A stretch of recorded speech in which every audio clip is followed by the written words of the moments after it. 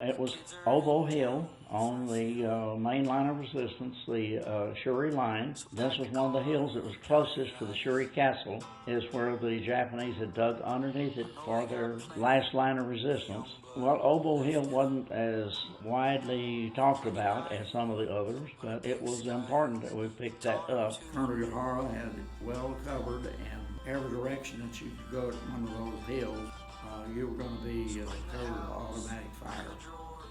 And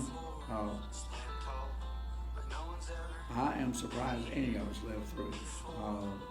However, we didn't lose as many men in A Company as I. We had an awful lot of people that was wounded, but as far as being killed was concerned, well, we had fewer than, I think we only lost, I counted them up sometime, wasn't it 77 men? I can't remember exactly now, but we dug into the hill. It was slanted, and so we dug into it with a step in it, and we took the dirt out that we and put it into bags and made the back of our hole on this step that we dug in. So the front of our hole was like as high as halfway up on that window. Real high. The only way you could get up there to see over that was to put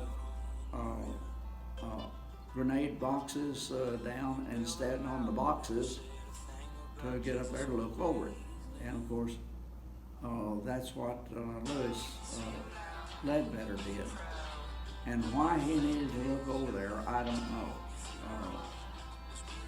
But he put some boxes down and he crawled up on it and he got his head up high enough where he could see over the edge.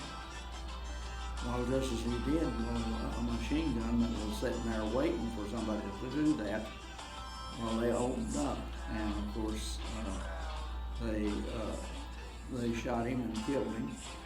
And the machine gunner just opened up when he stuck his head up and said, and actually cut his head off. So his head went spinning off to the side and rolled down the hill, and his body just crumbled down and it landed right in my lap.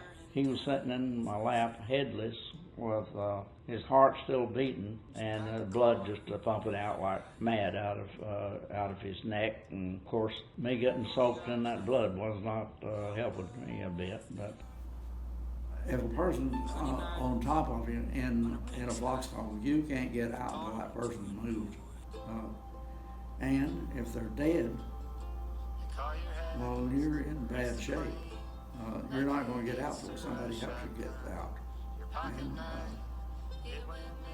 when it's your best friend, well, it's not so good either. So, and of course, it seems like my best friends are always getting killed or dying.